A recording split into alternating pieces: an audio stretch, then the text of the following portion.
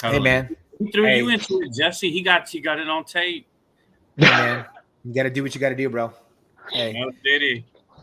Back all then, the we didn't have anything digital to record with, so no, it's it was all. just He wasn't memory. worried about it. Yeah, He was letting the freak flag fly. Look at. you came back and there was more shit talking. Yeah, actually, the first digital thing I got was we were in Iraq and they took pictures of me taking a shit, doing mosque collection, and they posted it everywhere because I had my pants down and we took incoming and shit. And Of all things to record you that was doing. no, it was pictures. We didn't record at the time; it was just pictures. And they sent one home to my wife and shit. Yeah, it was but I don't know. Good times, right? Right? It was good times.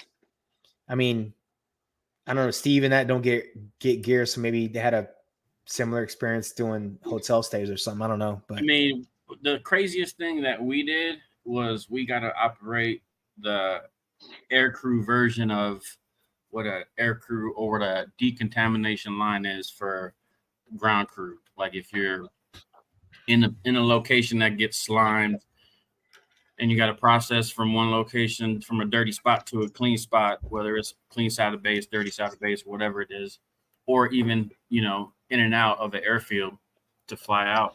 We were in charge of processing it through all that, so we had to mop up, full mop, and we were in it from start to finish. So from the very beginning, as soon as that bus showed up, we threw that mask on, and we were in it till the very last pilot rolled out. decon team. Yeah, decon. That's all. That's basically all we did. Yeah. But we did it for air crew. So that was like the craziest thing we would have to do, and because of that, we would walk around armed with a 9mm because we had to operate the armory as well. So Yeah. but no field. The only field stuff we did was for continuation training for the pilots. We were allowed to go to survival school and Arctic survival. They made y'all go to that too, right? Y'all had to do that survival school, and that right? Water, yeah. As air crew, they had to do it too. But we trained them their continuation training, so we had to go through it to see what it was like, which was pretty dope. But outside of that, nothing too crazy, man. Hey, man, everyone's got to do different things, we all serve, so everyone just serves different, Yep. Elliot got probably some crazy air crew stories on them C-130s. What's that? So you probably got some crazy air crew stories on board, like those C-130s or C-17s, just with a bunch of patients. And I'm sure, like, it's hard to describe. I'm willing to guess it's the same thing as like incoming rounds or shells for you guys in the Army, because like you don't really trip out about the stuff until you have time to sit down and think about it. It's part of my PTSD, right? So like it's like working in the ER. Yeah. As soon as that bell ring, as soon as that incoming, you got a patient coming in. I still can't sit down and watch like medical shows with my wife. She used to love like Grey's Anatomy, even though that ain't really like a medical show, it's medical base, you know what I'm saying? But like she'll sit down and watch like real life in the ER, some real like no joking stuff that happens. Mm-hmm. My pulse goes crazy. Yeah. Where'd you see the craziest shit? Like out of like the deed going like fob hopping, or was it like at a different location? Like what was the craziest shit you saw that you want to talk about? Afghanistan. Typically when we get alerted for room, fellas. So what'd you say? I said, and we're going around the room. Everybody get some stories. So like 2008, I was deployed to Afghanistan. For us flying medics, typically our pager would go off and we would have an hour to show up to brief about our mission that we're about to fly. And then we had to go to intel, and then we had to go and get our weapons out of the armory and all this other good stuff, right? That's when you come see us. Yep. This particular day, we showed up, and actually, correction, Afghanistan, we carried around at that time. We carried around our weapons still. They didn't take them away from us until like 2012, I think, or some shit like that. But anywho, get the page, show up, and they're like, just get on the plane. And I'm like, we're not gonna brief, we're not gonna go to Intel, nothing. And like, no, just get your shit, get on there, so we can get you on an airplane. Your equipment's already out the airplane. So we get out there, and they are loading pallets on the back of the 130, which means we had to take all our litters and our equipment through the crew entrance door, which sucks, right? Because like, either take everything off a litter, which isn't really feasible, but so we did that. You're talking taking things out the side door versus the back door. Yeah, Yeah. because like as soon as you go into a C-130, you got to make like an immediate right, or you're gonna climb up into the flight deck. Yeah. And it's kind of hard to take a like 8-foot litter through a 2-foot gap. You had to turn it on the side, and it's crazy. Yeah, shit on top of it strapped in, and Yep. So then I found out that we were going to have to drop water and drop bullets for the Army, who was still actively engaged in the fight. So I had the pleasure of being on the second air mission that incorporated an airdrop in it. So from there was the airdrop part, and that sucked because Afghanistan is already sitting at 8,000 feet. So as soon as you pretty much take off and they open up the doors because they're going to drop the stuff out the back, you have to have some type of supplemental O2, right? So we had to basically put on these things called EPOSs, and they're like a turkey basting bag that you throw on your head and pull a cord, and you sit there and breathe on it. And like when it starts to run out, it'll start to collapse on you, right? So I think I burned through like 3 of those before they saw the smoke, and we dropped the water and bullets. Then we landed. Why this one is memorable for me is because I remember the kid that we picked up because he was like 18 years old, and he caught like a 50 cal round in his neck. When he woke up, he was going to be paralyzed from the neck down. And there were a couple others on this particular mission, some walkie-talkies. But then we got back, finished the mission. The hospital came and got the people. And then I found out that we had 2 F-15s and a B-52 covering us overhead because they were fighting like max range is like 2 miles away that they were fighting from us, which is relatively close for us outside the wire. So yeah, that the airdrop, the spook that was on our aircraft that, you know, was geared up and losing his shit because they couldn't see the smoke and his guys were down there engaged. So like, yeah. Yeah, that sound like that flight was there were a lot of tight sphincter moments. It was hectic, but that that didn't give me any pucker factor, right? That was just a long, hard, stressful day. The one that gave me pucker factor was we took off out of Bagram, and we had a C-130 loaded. Like, no joking, this shit would. We probably should have called a timeout and not even took off. There was so much shit loaded on this plane, to include patients that we were supposed to fly out the other day, all our equipment, because we were supposed to fly on a C-17 and they switched it to a 130 because the 17 broke. You can't leave your shit. Nah, man, we took off, and you know, Bagram sits in the bowl. It's mountains all the way around it. As soon as you took off, and like you're supposed to, you feel yourself like you're about to clear, you know, the mountains, but then we dropped about maybe more than a little bit more than 1,000 feet, but it felt like that. And then like it was just scary because we didn't clear the mountains by what we were supposed to clear them by, and like that one to get you, especially if you've ever watched the video of that Everlast cargo plane that crashed out of Bagram. Like I've flown in and out of that place so many times, and then for that shit to happen, after you just realize then how lucky you are. Like, Yeah. That's great, man. How many deployments you been on? 4. So only 3 in Aerovac, but they were all flying assignments. My last one was to an undisclosed place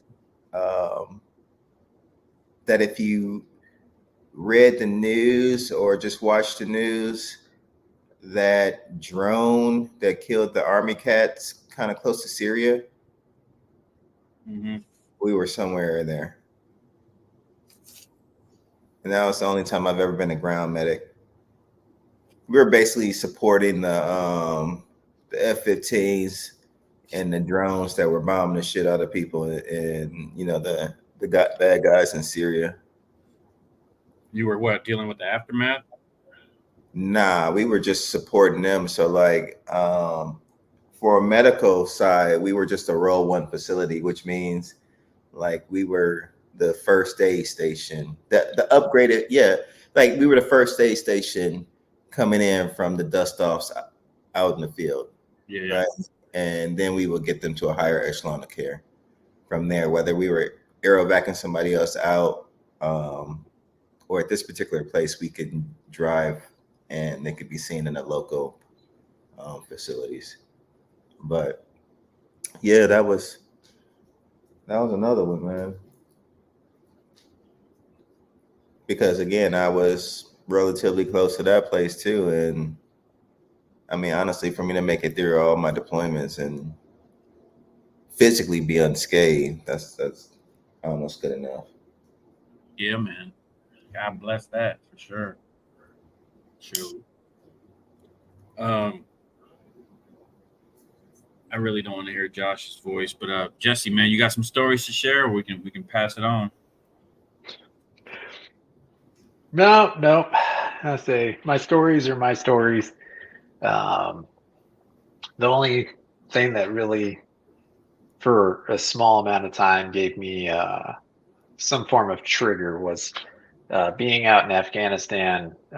We were in the northwest, Gormak. Over there, it's a small area closer to Iran. And it was always funny because every single one of us had our little Roshan, like SIM card, cell phones, and we never had any cell service unless we were going to get attacked. Because the second they turned on the cell tower so they could coordinate attacking us, all of us would notice somebody would be like, "Hey, we got signal." So everybody would be like throwing gear on and run into our positions while we're like trying to text our wives and stuff like that. I mean, it was a good time, but that was pretty much it. But outside of that, I don't really have too many stories that I share. No, appreciate that either way, man. That was like bear base you're talking, like, right? Like very minimal facilities type stuff. Oh God, yeah. The Army used to come in vacation at Bagram from the FOBs. They get some R&R, come spend a couple weeks at Bagram. Yeah, right. And then they go back to their forward deployed locations. We were there thinking, so sucks. Don't get it twisted. I'm not like an Air Force cat that's like, oh, we're the tip of the spear and I've seen so much. Because we really don't. Like, a lot of people don't really realize that less than 10% of the of the Air Force flies. The rest of the other branches support. And then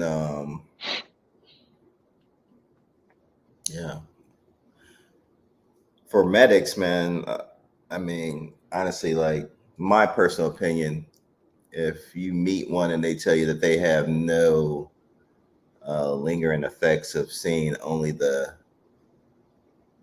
the bad side of war, the repercussions of war, should we say, it starts to weigh heavy on people. Yep.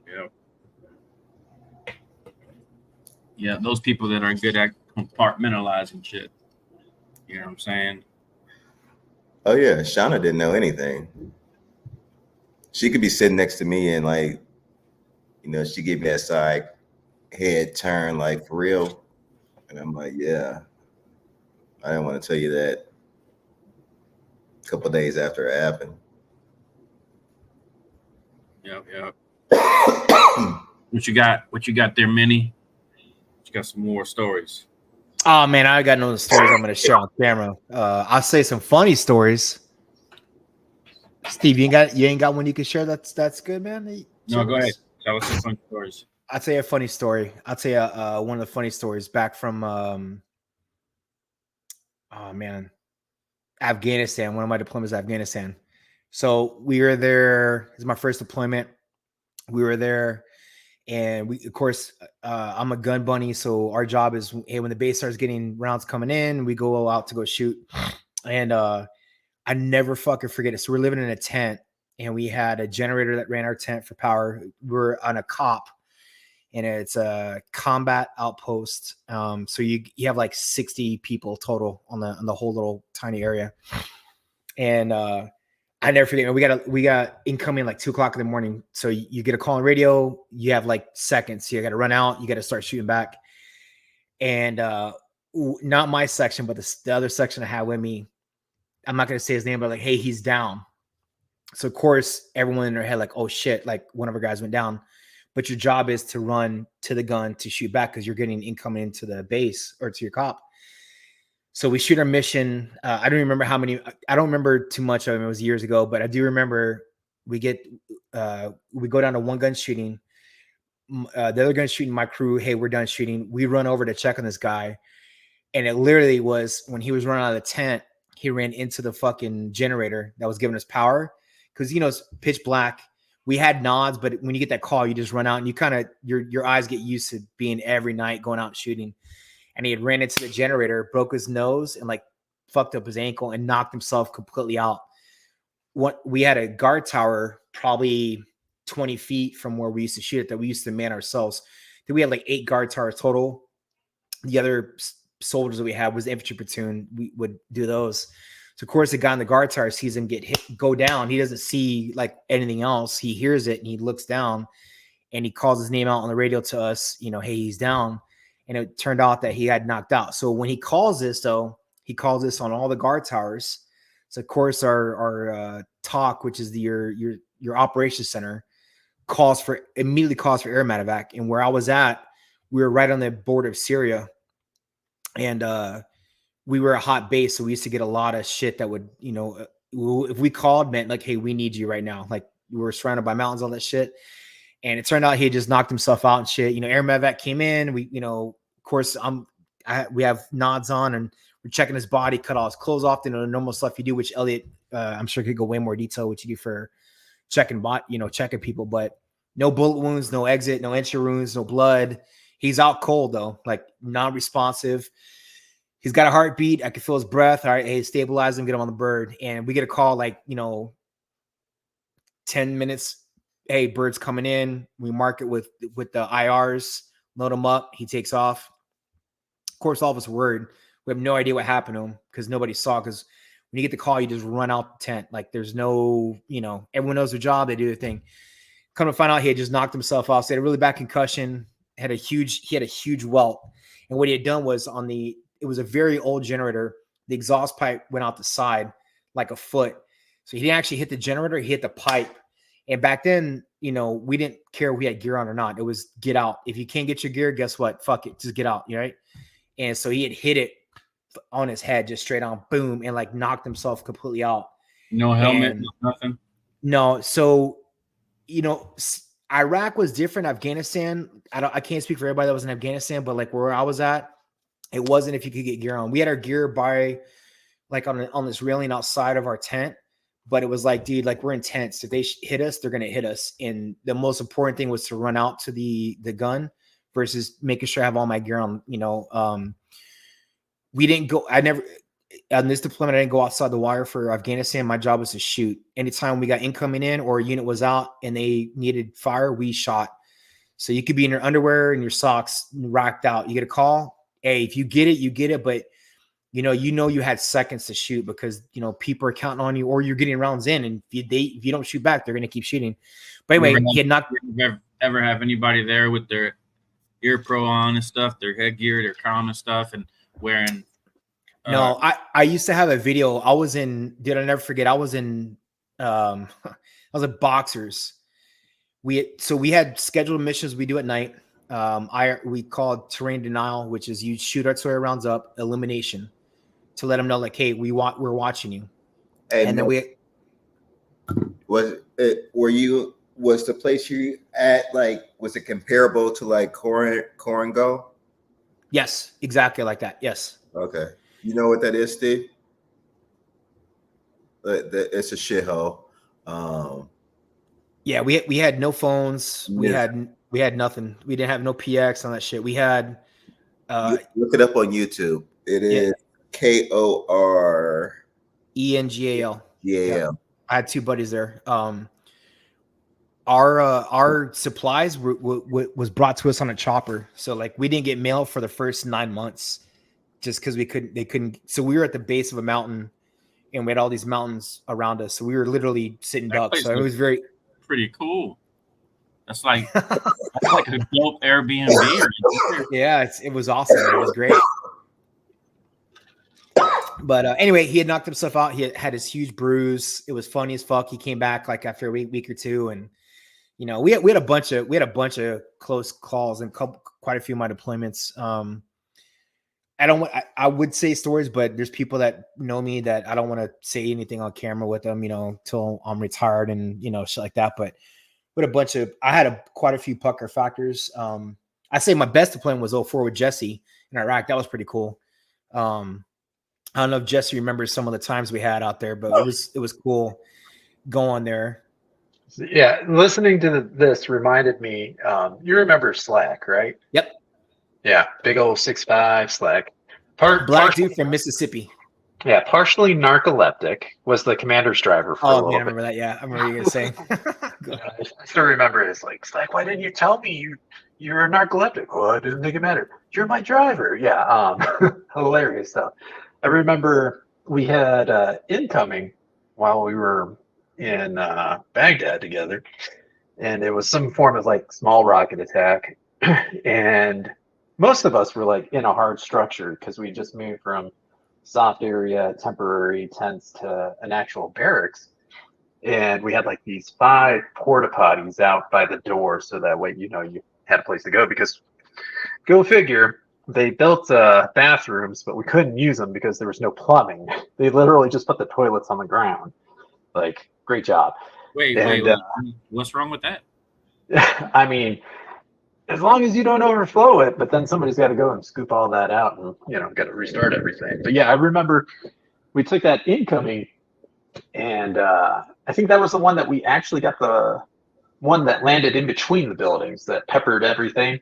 And all of a sudden you just see Slack come running into this barracks, pants down by his ankles and everything, because he was in the shitter going, and he's like, ain't gonna be no bitch, just running straight in. I mean, we can all look back and laugh at that, but in the moment it's like, yeah, I ain't dying on any kind of porta potty. Not where I want to go either. I don't know. Yeah, that's crazy. Yeah. Hey, Minnie, you're on mute. Thank you. That just reminded me, Jesse. I'm sure you remember this, but they were building us barracks. We were soft. They were building like these actual hard stand barracks. And I remember we took incoming. We weren't shooting artillery when we were there. We were infantry guys. We were raiding houses, patrols, shit like that. And I remember we took incoming. I think we were on patrol. We took incoming. They killed like 8 guys on our base. And I remember they did the ceremony for those soldiers probably like a few days later. And I never forget, we were there. And we hadn't shot no artillery out yet. And all of us were like, man, we're artillery. Like, we should be shooting back. And I remember the division commander flew in for this funeral, and we took incoming during the fucking ceremony. Remember that shit, Jesse? And we all ran into the headquarters. And I never forget this. I just made E5. and I'd never seen it before, but there was a 2-star cussing out a full-bird colonel. Like, why aren't those fucking guns shooting? Like, I don't know, Jesse, remember that, man? We were all hunkered down, and they're like, "Get to your fucking guns, go shoot!" And everyone, like all of us, and we were one battle of artillery was like 100 of us, Jesse, maybe ish, and Yeah. we're like 2 miles from where we're supposed to be at, and we just all take off running during incoming, just take the fuck off to go getting guns and go start shooting because the 06 that was running the place was scared for collateral damage like that. There had been some incidents before at other bases that had shot and killed the wrong people, stuff like that. But this 2-star had flown in because I think at that time our base we had lost the most guys at one time. This is back in 04. This is when it first started. You remember that, Jesse? You remember that shit, man? We're all running like weapons, like just dying, trying to get to guns, get them up, digital, all that shit. It's crazy. Yeah. And I do remember that we almost shot. Everything was locked in. Everything was good to go. We were cleared. We had eyes on. I was watching from the talk because we had infrared on the spot. We could see the guys, and I finally got the thumbs up. I'm getting ready to send the command down, and then all of a sudden, over the net, that commander was like, "Nope, cancel." Like, what? Like, all right. Luckily, a month later, I went down to the Marines, and we shot all kinds of shit every day. I'm not gonna lie though. I remember kicking doors down all day. I remember we used to do 18, 19-hour patrols, and man, those were you come back, you're like, hey, I can shit, shower, and then we had this big trailer.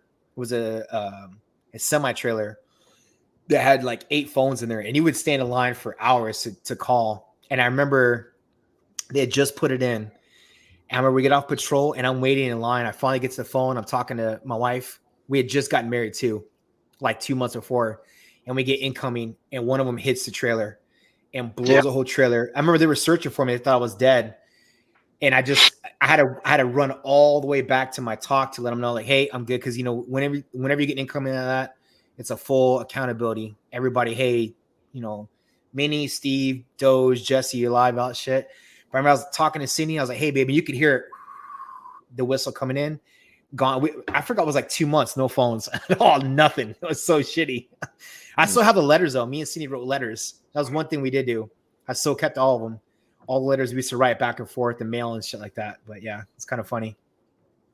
Bromance was real. Bro, she used to spray perfume on that shit. That was gold, son. And then, so my biggest fear, my first deployment in 04 with Jesse, was not getting shot on combat and all that, was dying on a shitter. I swear to God. And that picture they got of us, I had made E5, I had my own section, and I have a very sensitive stomach. And when you go on patrol, the locals would bring you food, and it's very rude to turn it down. Yep. And we had done a night op. We had done observation all night, and then we're going to leave in the morning and then go do moss collection. So it was Fridays at noon. They play their stuff on the loudspeakers. We record it or have it turp with us, write everything down, and bring it back to our talk. And we had done a night op all night. The house we were on, they brought us this food. It was goat stew. At the time, I didn't really know, but the goats would hang outside all day on the side streets, and there was thousands of flies just sitting in. And Iraq is jerky. 110, 115, yeah. So I ate it like a good boy. That morning, we're doing moss collection. My bubble guts are hitting hard, and there's of course you're in sector, you can't go shit. So I tell my gunner, hey, point your gun that way, and I literally put my rifle across my arm, leaned over, dropped trowel, and started dropping deuce. And immediately we took incoming because they knew where we were going to go. I mean, it wasn't hard, You have 3 Humvees, we stick out like a sore thumb. You think that shit was intentional? Like, let's make it spicy for him, and then. You know what? I would say yeah, because there was back in 04. There was, Jesse could tell you, there was strict rules about mosque. You could get shot at from it. You could see them doing stuff, and you couldn't touch it. It was like a church. It's off limits completely. So. Yeah, I mean, there's a lot of stuff that we did that was the only time that was good. Jesse, remember this? It was when we were probably deployed 3 or 4 months, and then they gave the curfew from 2300 to like 05. And if you were local, you were out, you were gonna get shot on sight.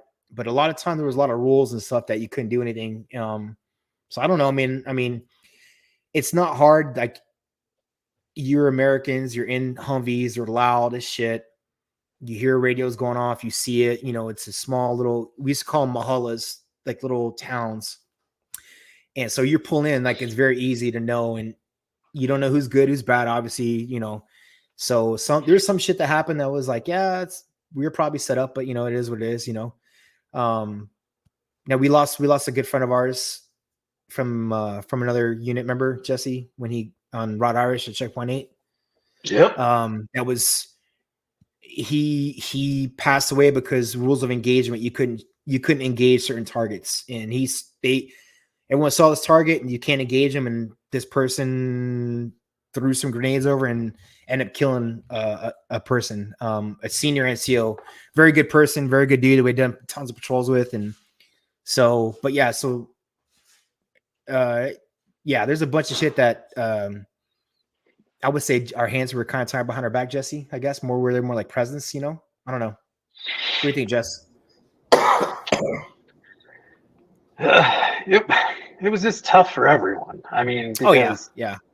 The rules changed all the time too. And so like our briefings, were basically like you actually had to pay attention to know what your rules of engagement were before you left the wire. And then and if you got a brief, if you're lucky, in your ground patrol, you're not like you're literally going to go to yeah. And then we did what was the name of that section?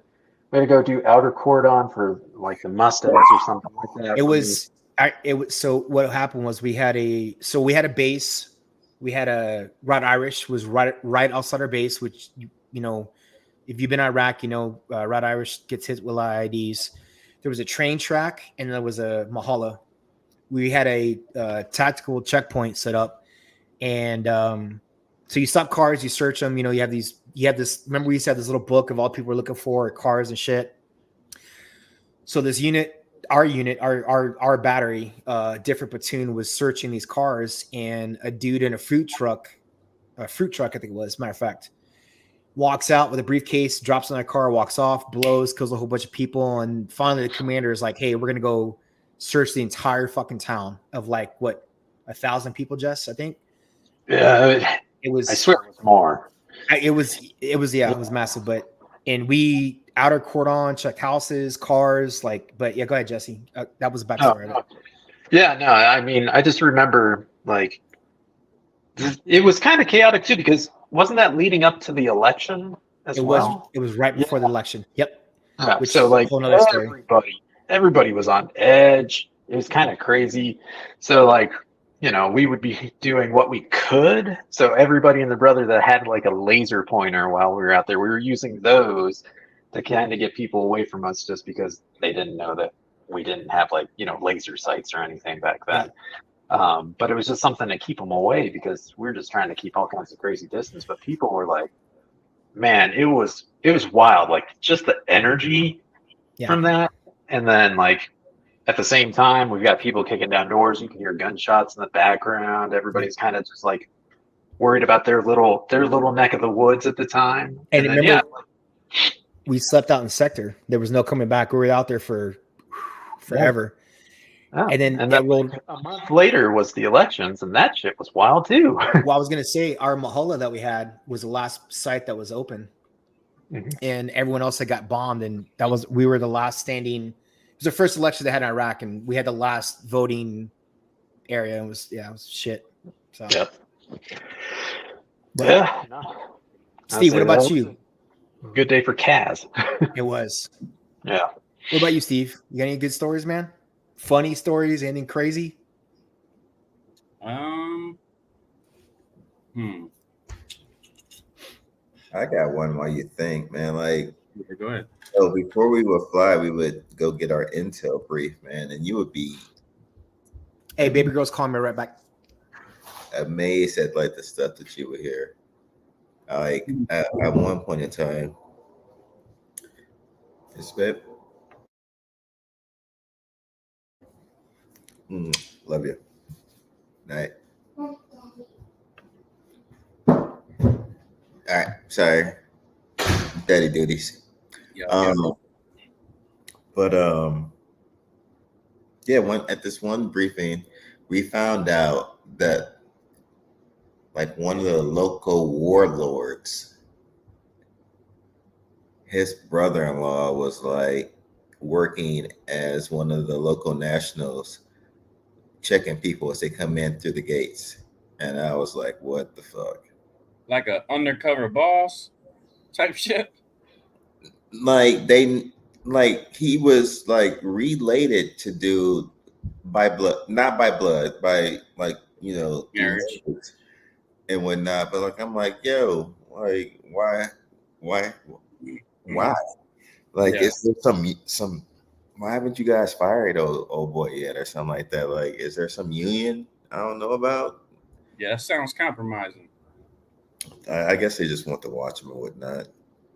But yeah, it was like 2008. Bagram was wild, man. Like, they found caches of weapons on inside the wire. Like, Like that's American weapons, or are you talking about foreign? foreign. Mm. Like, because on Bagram, like, there was like the really big defect that everybody went to. And then, like, on Thursdays, I want to say it was like this little small, little like rinky dink one that had really good like stir fry or some shit on special days. And like, Where at Doge? at Bagram. Oh yeah, Bagram had the bomb defect, bro. That shit was. Hey, you said it earlier about Army soldiers taking R&R. I never got to do that in Afghanistan, but I remember when we go on leave, we would fly through Bagram, and it was crazy. Coming from our little cop to Bagram was like a whole new world.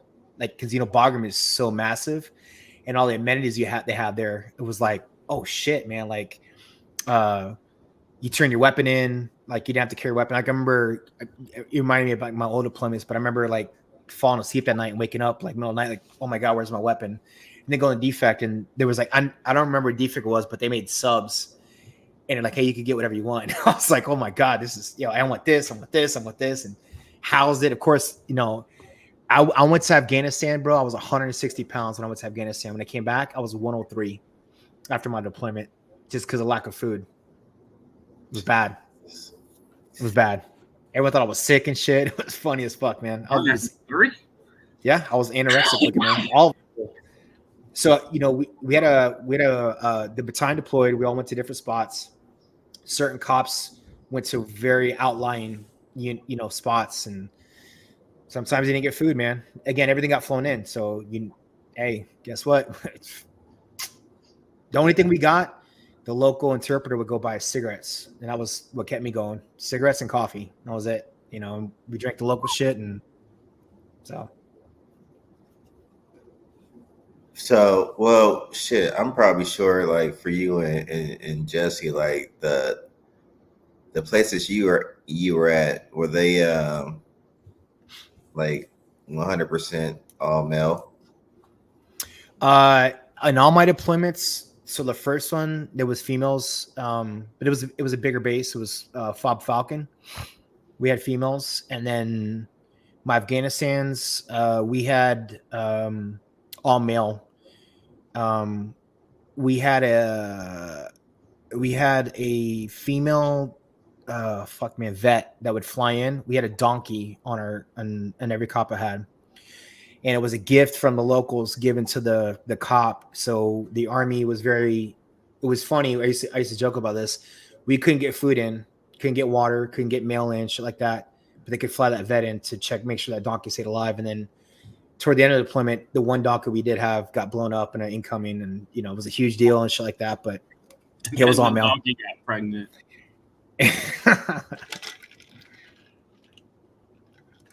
But no, there was a lot of another base. So I was, like I said, I was outlier cop. So I was never at a big base in Afghanistan. The big base in Afghanistan, a lot of females were getting pregnant and stuff, and and they were having to send them home. And there's a bunch of shit I heard. I never saw anything. Obviously, I was an outlier, but there was one I remember we went blackout for. Was a female soldier gave birth, threw the baby in a dumpster, and it was found, and it blacked us all out. Our little sector that we had no comms for like a week because we were doing an investigation. Of course, we never got asked because we're outliers and stuff like that. But yeah, there was a bunch of that kind of stuff I heard. What about you, Doge? So Bagram was wild because but the beautiful thing is like ignorance is bliss. But like now looking back at some of the stuff I've seen, I'm like, yo, it was true. So like, you guys remember the Eagle cards and shit like that? Did you guys have to Yeah, I remember the Eagle card that was Afghanistan. That was before my first times going. It was that was come your in and give us cash, and then went to Eagle card a couple of deployments later. Yeah. yeah, in the pogs and shit, right? Yep. But like Jesse remembers the Pogs. the little massage place there, like how do you say this? What's the word when you? It's not definitively. Like I'm not saying for sure, but like the rumor mill is that if you went in there and asked for Skittles, that you might get a little something extra at the massage place. And then the Army got in trouble. It was kind of like this sex kind of ring type deal thing, where What happened? At Bagram, the Army got in trouble for like this kind of like this sex ring thing, where like the snow bunnies. this dude was kind of like pimping Deployment out bunnies, bro. Deployment bunnies. The desert bunnies, yeah. And like to the point where, because like how you could have supposedly identify these young ladies that were in the game was they wore a pink reflective belt. Oh, I thought that was the socks. Nope. So they banned all pink and purple reflective belts, and that's when they came with like those universal. Everybody they used to dazzle them too, right? They used to put like Playboy bunnies across them and shit. But then like they switched to everybody, at least in the Air Force, had to wear the same like silver and blue reflective belt. And I think the Army was wearing that fluorescent one. Like they shut that shit down. But like looking back at it now, like I can remember cats that was going in there buying girls TVs, and all you had to do was send it home and return it. And as it's funny, Salerno was our headquarters. I've been to Salerno. I landed in Salerno, and I just remember that this little guy sitting on top of the roof of this shack looking at us on the airfield.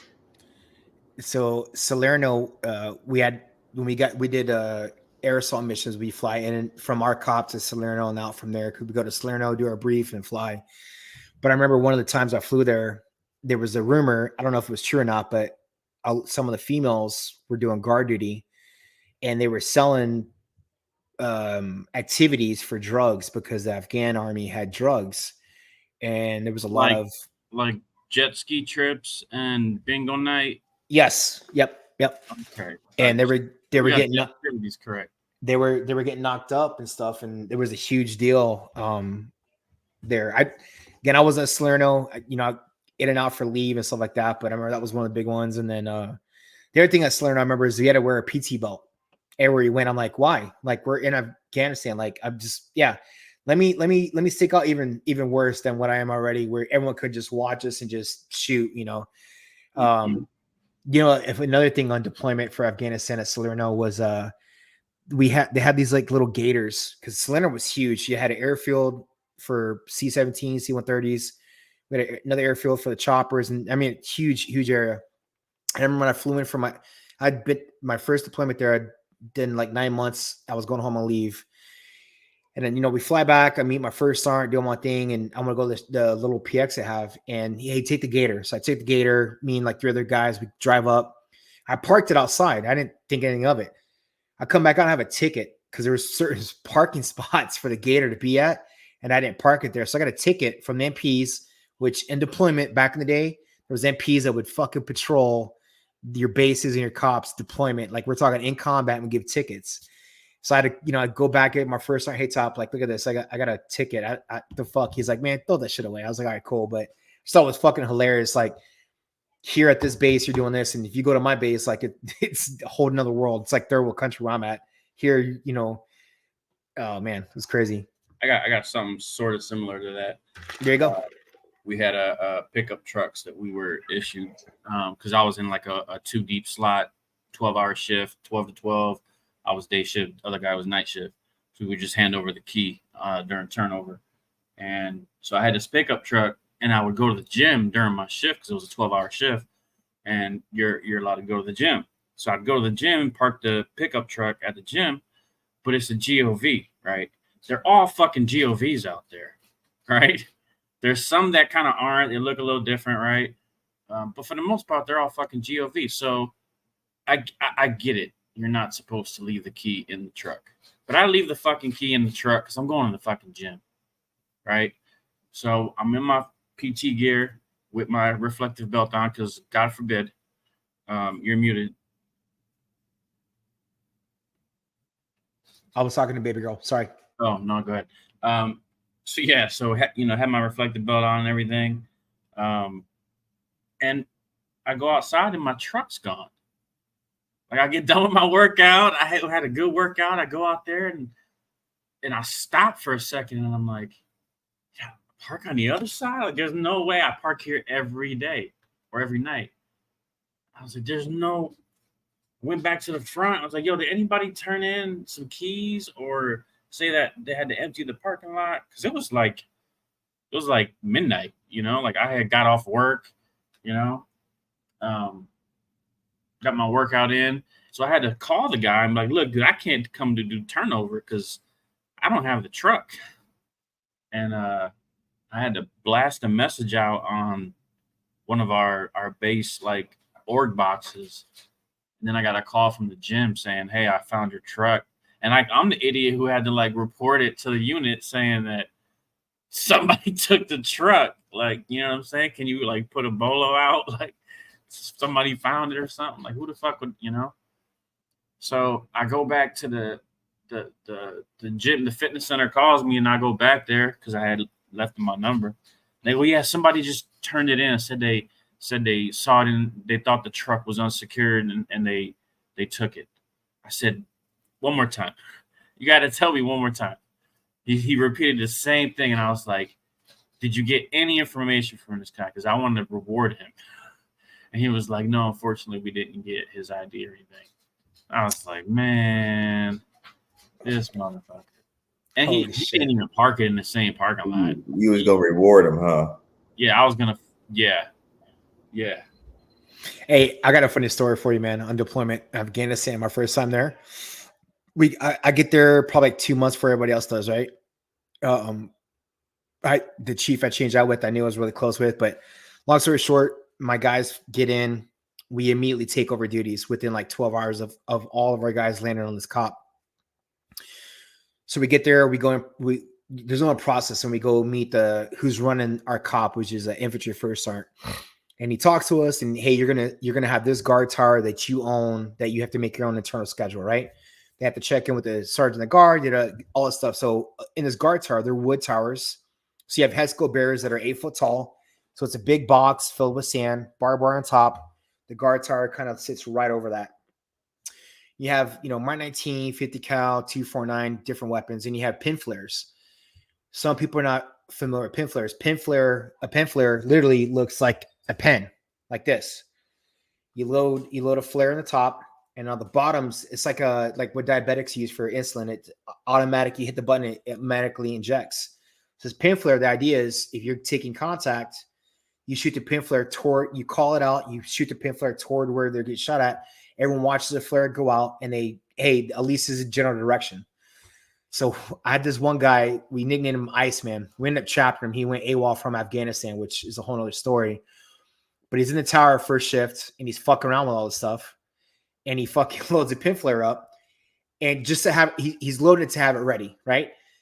But late in the night, he's bored, you know, so young soldiers do what they're going to do on guard tower. And he fucking hits it and it goes in the tower and catches his fucking tower on fire. He's got a pen flare loaded and ready.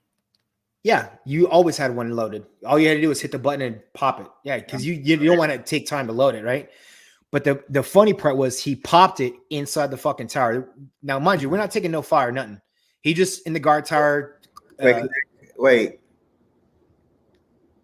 Go ahead, Doge. I've been at bases. Maybe it depends on where you're at, where they won't even let. I'm walking around with my 9mm with my clip in, and all the Army guys are walking around with their M4s and their M16s at the time with no clip in them. Depends what cop you're at. What? It depends what base you're at. What was the terminology you used before you said base? What combat outpost. Gotcha. So in the Army, you have a FOB and you have a COP. The FOB is a forward operating base. The COP is a combat outpost. So the FOB supports the COP. The FOB's got general life sustainment. It's much more personnel there. A COP is much smaller and much less people. So a FOB, you'd have 200, 250. A COP, you're talking 80 or less. So a little more austere, and you're not getting that kind of stuff. Got you. Or your showers out by water